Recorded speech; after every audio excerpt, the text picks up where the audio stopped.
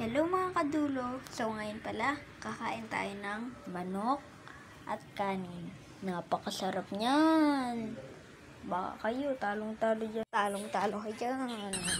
Pero mamaya papakita ko sa inyo ang aking lola. Bahay pala ng lola.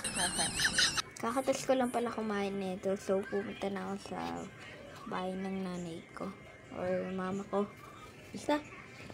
Ito na, papunta na nga ako. Ito yung lakad ko, so ito nga, papakita ko sa inyo ang aking alagang manok. Napakalaki na yan. Sa susunod, kakatayin ko na yan.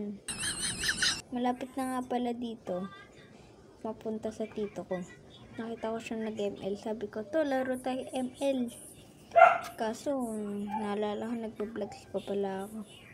So ito, inaantok na nga ako, kaya pumunta ako dito sa kwarto nila tito. Dito nga pala, matutulog na ako. So kinabukasan na lang guys, paalam sa inyo. Salamat sa panonood, next time muli.